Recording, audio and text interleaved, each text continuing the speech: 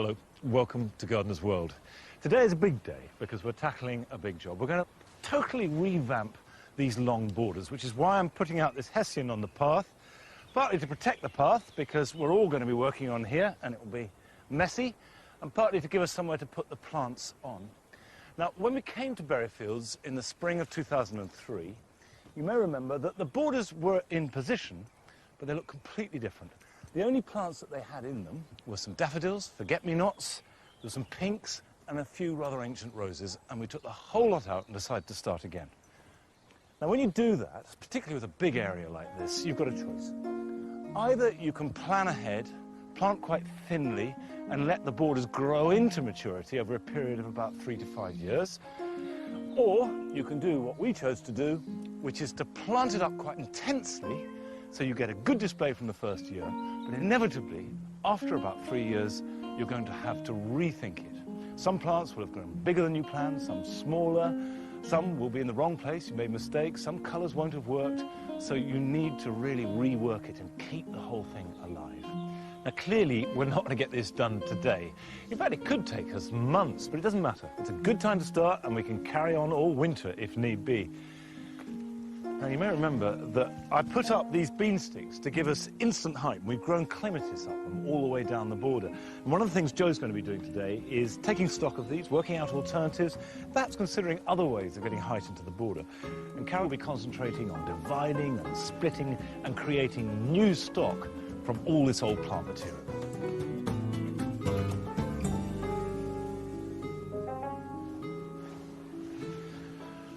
Right. Hessian has got a beautiful smell. It's nice stuff and quite cheap too. A good thing to use if you want to protect a surface. And when you finish with it, you can then put it on the compost heap. Now, these two end sections of the long border are going to be treated slightly differently to the rest. Because, if we're honest, we've had trouble with it. Things have started to look a bit sickly. The cardoon did really badly in the summer. And if you look carefully, there are other plants that are not having a happy time or not growing as strongly and as well as the rest of the garden. And I think that's because we've got a pan underneath there. So I'm going to take everything out, absolutely everything in the border, and then double dig it to break up that pan, and then we can replant into good soil. Now, when you're taking stuff out, you need to have containers. These are compost bags, but bin bags will do, and then they will stay in there perfectly healthily. Put a bit of water in the bottom, and they act as pots, really. It's a very useful thing to do. So we're taking everything out. We can just start in one corner. This box should be easy to take out. It only went in a year or two ago, and box doesn't mind being moved. It's one of those plants that has got fibrous roots, and you can cut them and replant them without too much trouble.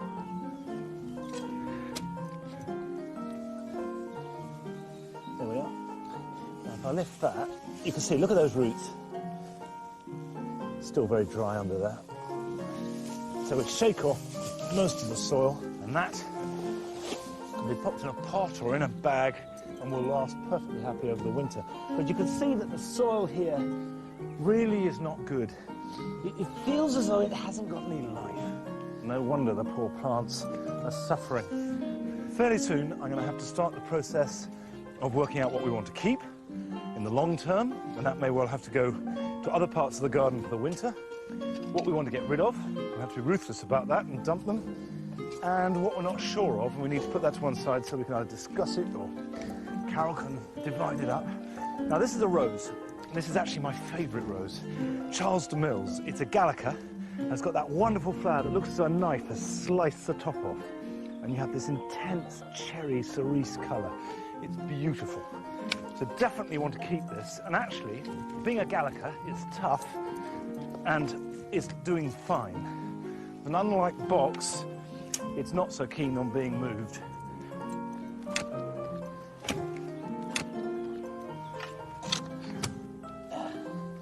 Finally,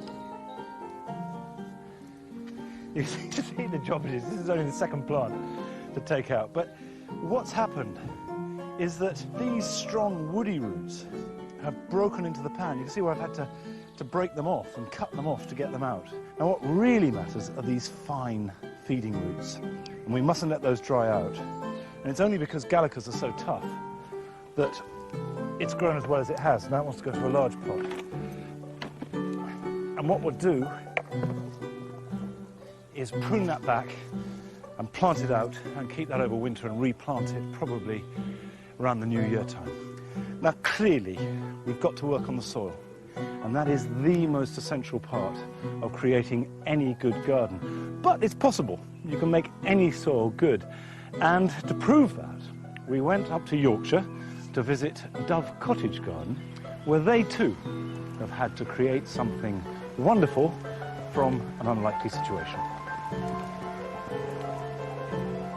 The garden's on the north-facing slope of Shibden Valley in the Pennines. Quite a cold spot, open to north and northeasterly winds, and we're on quite a heavy clay soil. We were inspired with this naturalistic type planting, using wilder looking plants that'll tolerate a lot of these heavy clay soils. And it does suit the location as well, having a wilder look. I mean, tropical plants that just look ridiculous. We decided that grasses and perennials and the wilder perennials with the smaller flowers work much better. The main philosophy is that this wilder look to the plantings, and you don't achieve that by putting overbred large flowered plants into them that are getting shorter and shorter. They've got to still have the natural look about them. It's the depth of the planting as well. It's multi-dimensional when you're looking through plantings into other plants and other plants beyond. We'll vary the heights of the planting. This will bring some of the really tall plants to the front. So you've got to peer around them to see plants behind. Make it more interesting. Bring plants closer to people.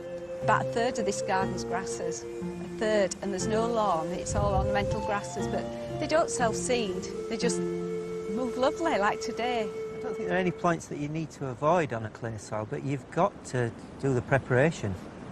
Long term, if you skimp on that first initial preparation of getting the soil right, then you're always going to be fighting that clay soil, and there's nothing going to grow well in that sort of soil. So you've got to work on improving it either with sand and grit and organic matter, and even raising the beds. And a lot of the beds now that where we grow the more sort of Mediterranean type things like the sea hollies, catmints, dianthus, steepers, we've had to raise. So we split the jobs up according to who's best at what they do and who's stronger. He's good at making coffee, I'm good at making tea.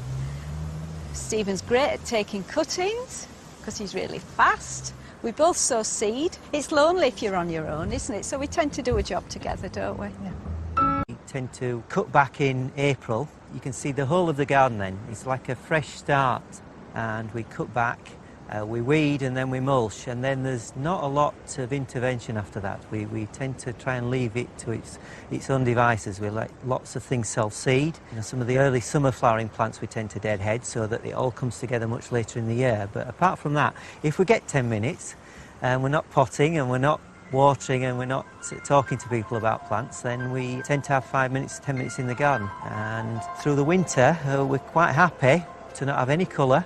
We just get all the very rich browns of the seed heads and the grasses, which we enjoy just as much because you don't get it any other time of the year. And as the garden starts to rest, we have a little bit of a rest and start to think about the following year.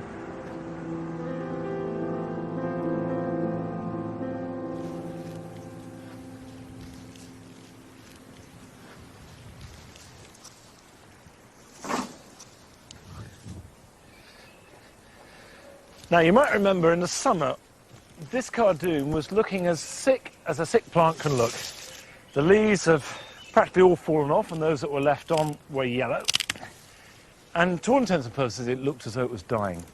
Now, I never really thought that was happening. And my guess back then was that it had hit the pan that I suspected was under here, because cardoon roots are really quite big. And if they can't break through the pan, they're not going to get the nutrients they need, and if you have a really dry summer, this large plant is going to suffer. They do well in rich soil, particularly if they grow really big.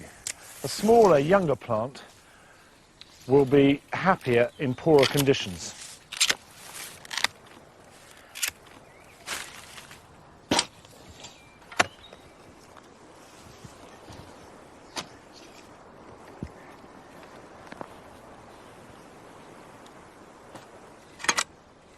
This is the cause of the cardoon's problems. There is a hard pan of subsoil, quite deep at this point, and because the cardoon's got big roots, it's taken a few years to reach it. As I was lifting other plants in the border, it was higher up. It has been dug over, but it hasn't been dug over properly, and in certain places, that pan has not been broken. So when we've removed all the plants, this has got to be double dug to break up the pan. And the harder it is to do that, the more important it is that it is done.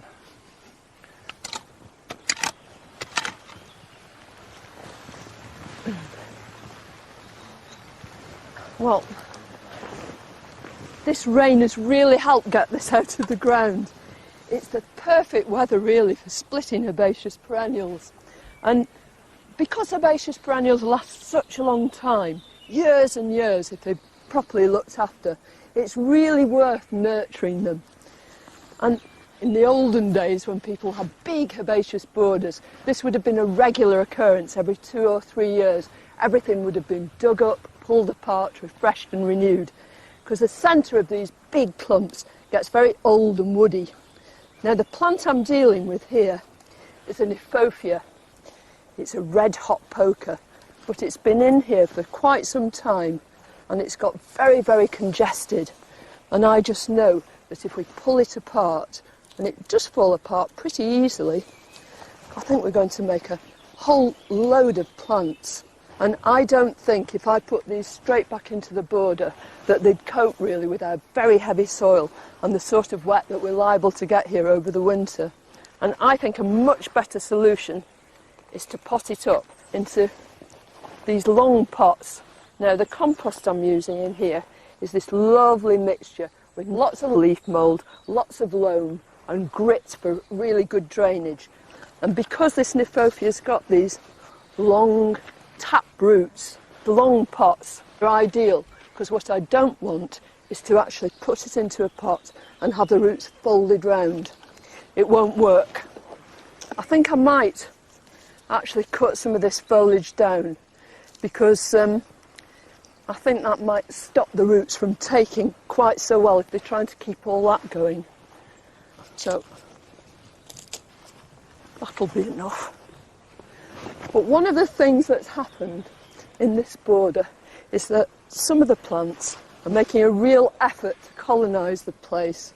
The seedlings of Echinops, this great big lobe thistle which was standing right next to the Kniphofia, and it's seeded prolifically, but it's a very handsome plant and I think we could use it elsewhere. So I'm going to pot some of these up too, because look at that, I mean a good tap root, lots of little fibrous root coming off it, but it won't be able to cope with trying to maintain all that foliage. So I'm going to take that off. Looks sorry for itself, but it'll soon put back those new leaves. And I'm going to pot it in exactly the same stuff. Now, we can keep these in a cold greenhouse, or the cold frame probably, or you could just leave them outside, standing in a sheltered place. They'd be just as good. But covering the surface with grit just means that you protect the crown of the plant, it won't rot, and you help drainage right through the pot. And these things are going to be, just like all herbaceous perennials, are going to be dormant right over the winter, so that should protect them till the spring. Got some more pots here, Carol. A selection of pots for you. Oh, fantastic. You got any long ones there? Yeah, there's some on the top there, yeah. Because that's exactly what we need for this. Okay. I'm digging up all these Echinops seedlings. Can you see them? Oh, yeah, I'll dig some up for you. Thank you very much. Oh, yeah, beauty, aren't they? Great.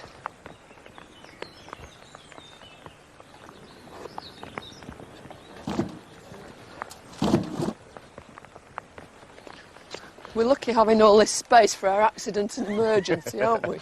Yeah, they're not going back in No. to the long borders. That's stuff that's going away altogether. Divide.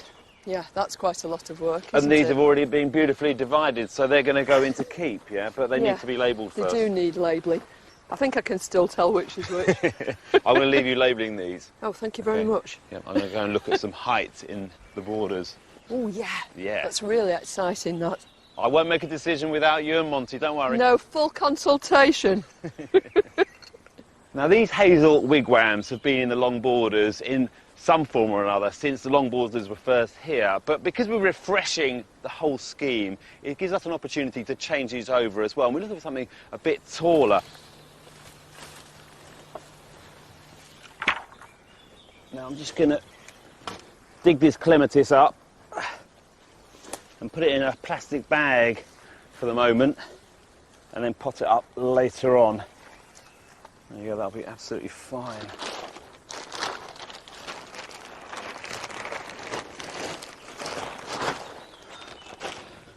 So now we're left with a great big hole in this border, and we know we want to get some height into it. Height is very important. We've got the yew hedge at the back of the borders, which are establishing themselves really well, and they're going to give the sense of enclosure to the whole long borders here. But within the borders themselves, we also want to get plenty of height, like the wigwams, because what happens at eye level as you walk through is really important. So, well, what are our alternatives? There's something like this wooden obelisk, which I'm going to put in place to see what it looks like. It's very traditional.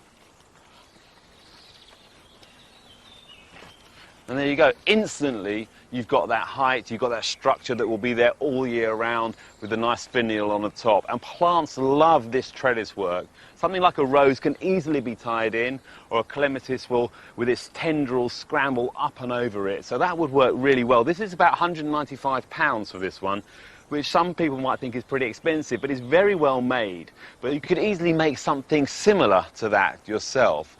But from the traditional to the, well, ultra contemporary, this stainless steel mirrored obelisk is quite stunning, but it's not really what we're looking for. We can't grow plants up and over it. It does bounce the light around and reflects the planting around it, but I think to have a few of those dotted through the long borders would just be too much.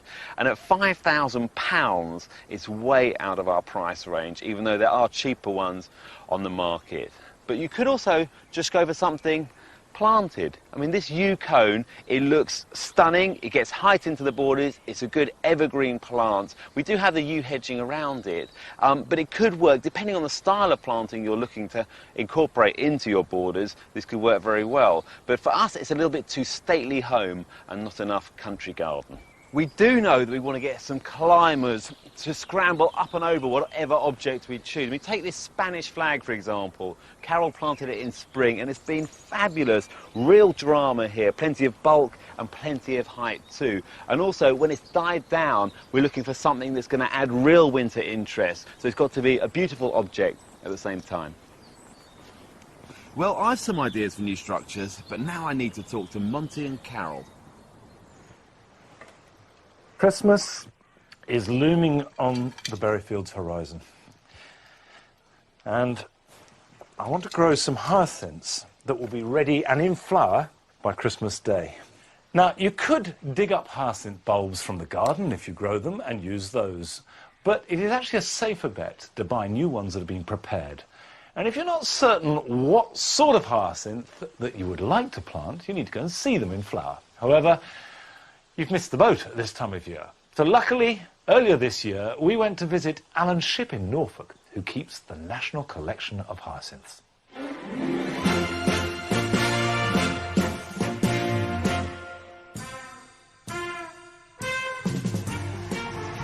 I think the thing that makes me a complete and utter hyacinth nut is the fact that every spring you see the first little coloured shoots appearing among the green, and then 2 weeks later, the whole of the world around you seems blazing with colour.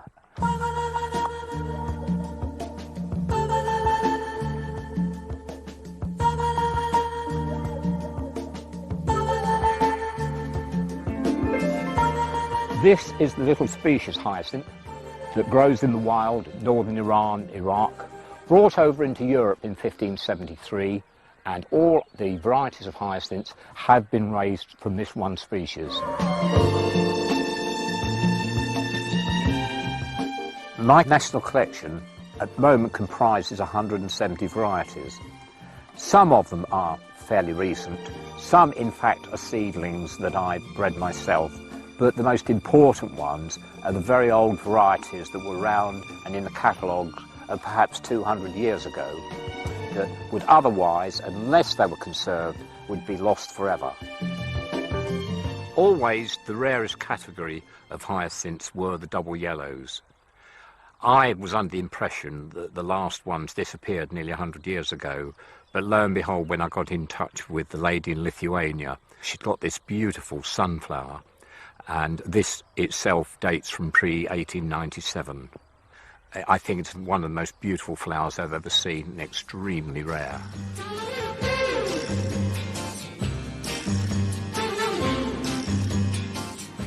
This variety, Diana, is my own raising. It's taken me 12 years to get from 1 bulb to 8 bulbs, so unfortunately it will never go into production because it is very difficult to propagate.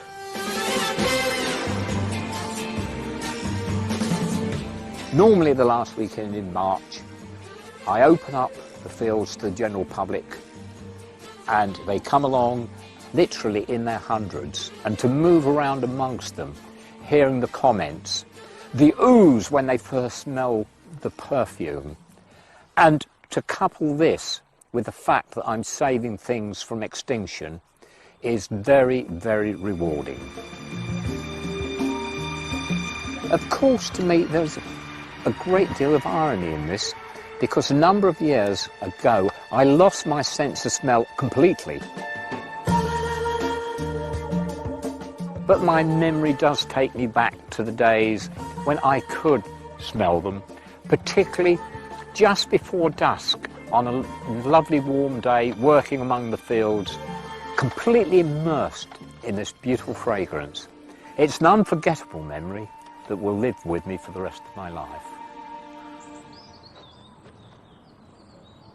The scent of hyacinths can be delicious, but it also can be a little bit much. And I think 1 bowl in a room is enough, and it's dead easy to do. Get yourself a terracotta bulb pan. Put a crock in the bottom to make sure the drainage is good. And talking of drainage, it doesn't really matter what growing medium you use, because it's not providing nourishment for the hyacinths. That's all in the bulb. What it is providing is a rooting material and something that will retain moisture. Now this is Delft Blue, and the one that we did before is called Pink Pearl. You can pack the bulbs in. I've got 12, and I'll get all 12 into this container. These have been prepared simply by chilling them, which tricks it that it's winter. If we just put a little bit of extra compost in between them, and then water them lightly and put them into a cool, dark place. It doesn't have to be extra cold, but it shouldn't be above 10 degrees. And just keep them lightly watered. And when you start to see the shoots appear, about 2 or 3 inches long, then you can bring them into light. The bulb thinks it's spring, it puts on a spurt of growth, the flower bud develops quicker, and then just at the point when it's ready to open, you bring it indoors, and that extra heat will make the flower open faster, and you'll pull out that lovely fragrance. Then when they've finished, put the whole pan outside and forget about it until the foliage has died down. Then you can gather the bulbs, keep them for next year, and plant them out into the garden. Now, this is a good thing to do for Christmas, but if you want to focus just on this weekend, here are some tips for jobs you can get on with. It's the perfect time of year to plant shrubs. The soil's still warm enough to enable the plant to establish a really good root system before the onset of winter. Some annuals, like this red auroch, are only too ready to fill the garden with their offspring. It pays to be prompt. Pull out the whole plant, taking care not to distribute seed. It's best to burn it along with roots of perennial weeds.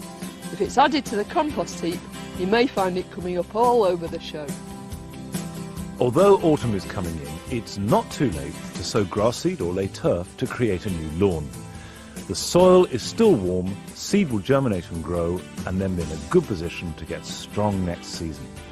However, don't skimp on your preparation of your soil, because the quality of that will determine the quality of the grass for years to come.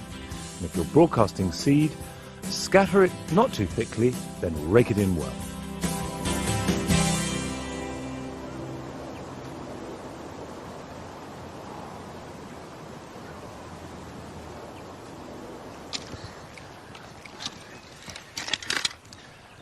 Well, we've cleared the bed, everything out, taken out a trench and discovered what I suspected, really compacted soil. And the only way to deal with this is to double dig. Not something you choose to do necessarily because it is hard work, but it will repay for years and years and years. The basic principle of double digging is simple enough. You take out a trench, keeping the soil in barrows because we'll use that to fill the last trench. And then when you have the sublayer exposed, you need to break it up. And if need be, to do it with a pickaxe. Break that pan up all the way down. And normally a fork will do it for you. But in this case, we want to loosen it all and try and do so to the depth of a spade. Traditionally, you can work the spade in and then turn it over, but we're not going to mix it with the topsoil. Then you put plenty of muck on top of that, all the way down the trench, and turn the next trench on top of it. So you're putting the topsoil on top of what you've broken up. You don't mix up the two. Now, I've divided the plot up into two simply because psychologically it's easier to do a short stretch at a time, work back, turning the top trench in, breaking up the sublayer, and then when I get to the end I just turn around and come back down again and I will have completed it. And that way it never need be done again. And I can make this last weeks if need be. Just do 15-20 minutes a day, a few trenches at a time, but doing it really properly because there's no point in doing it unless you break that subsoil up. Yeah, we've been getting rid of some of the height in there, but Joe's got loads of ideas about what to put in its place. Yeah, some obelisks, yeah. I thought maybe metal that's going to go rusty, you know, so very natural looking, but informally place them through rather than getting too much formality back in. It'll go rusty with the weather like this. Very well, yeah. I think that'd be a nice idea. I mean, the same height all the way through? Probably, yeah. Don't you think? The same height? I think so. Yeah. Carol thinks so. What do you think? Okay, well, no, I think it could work well. It's been a lot of work clearing this. I mean, it is amazing how that you start to take plants out and they just get mounds of plants just building up. Yeah, far more than there were in the border in the first place. It's extraordinary. This, I think, will take a fair few days because it is really, really nasty under there. Yeah. A hard pan. Yeah. Well, that's the end of today's programme. And we're back next week, normal time, and we'll see you then. Bye-bye. Well, we'll leave you to it then. Yeah, thanks a lot.